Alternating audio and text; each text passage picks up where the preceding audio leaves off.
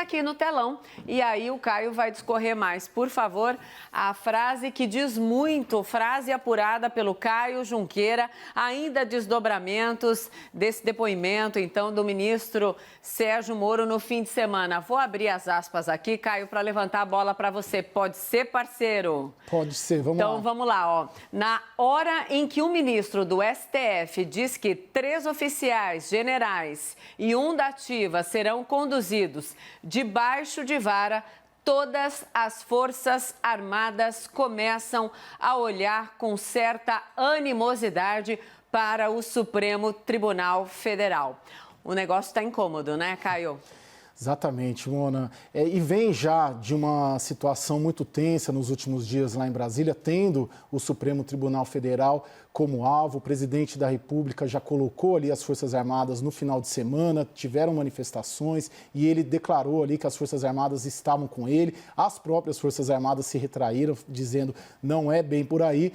Mas depois dessa canetada ali, dessa decisão do Celso de Mello, em que cita esses generais, mudou um pouco. Eles já se realocaram ali, se realinharam de novo com o Palácio do Planalto com muita intensidade, porque acharam altamente descabida a forma como o decano do Supremo Tribunal Federal propôs. E digo mais, Mona, alguns desses ministros generais pretendem usar o depoimento que vão fazer neste inquérito para deixar bem claro que a sua insatisfação, o seu incômodo e a sua revolta com a forma como o decano do Supremo Tribunal Federal os tratou nessa decisão. Falando no decano, você levantou a deixa para mim mais uma vez. A gente tem o trecho da decisão do ministro, então, do STF, Celso de Mello, que fala exatamente dessa condução coercitiva e a gente coloca aqui para vocês. Essa arte ajuda demais a gente entender os porquês, o porquê do incômodo para falar, para usar uma palavra amena. Você concorda? Essa só incômodo serve nesse momento, Caio? Pode ser? Pode ser. Então vamos lá, ó. Cumpre advertir que, se as testemunhas que dispõem da prerrogativa fundada no artigo 221 deixarem de comparecer sem justa causa na data por elas previamente ajustada com a autoridade policial federal, perderão tal prerrogativa e redesignada nova data para seu comparecimento em até 5 dias úteis, estarão sujeitas. É aqui que começa o problema. Como qualquer cidadão, não importando o grau hierárquico que ostentem no âmbito da República a condução coercitiva ou debaixo de vara, como a ela se referia o artigo 95 do Código do Processo Criminal.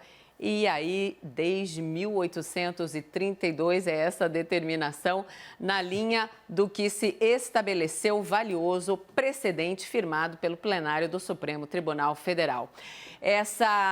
Na hora que a gente coloca a determinação aí do ministro Celso de Mello, são exatamente essas palavras que causaram tudo isso, né, Caio? Isso, Mona, e foi consensual nessa reunião que tinham ministros também civis, hoje pela manhã lá no Palácio do Planalto, essa avaliação. O que eles queriam, o que eles achavam que seria mais adequado? Um convite, todos ali disseram que não haveria motivos para esses ministros generais rejeitarem a ida a esse depoimento, que inclusive é até um acordo ali para determinar o horário, o local, eles podem sugerir a forma como esse depoimento será colhido, mas gerou uma insatisfação muito grande que foi transmitida, porque a gente vive, né, Mona, um tensionamento constante ali entre os poderes. Sim. E muitos deles provocados também pelo presidente Jair Bolsonaro, mas desta vez por um ministro do Supremo Tribunal Federal que tem um perfil, um estilo muito mais discreto, é muito respeitado dentre seus pares. E eu vou um pouquinho mais. Dentre outros ministros do Supremo Tribunal Federal, a avaliação foi semelhante à do Palácio do Planalto e à dos interlocutores ali que a gente conversou das Forças Armadas, Mona. É isso. Então, para você que está chegando agora, tem um pessoal que sempre chega aqui por volta de 6 e pouco da tarde, está decidindo aí o que fazer, né? A rotina da noite, em casa ou em qualquer lugar.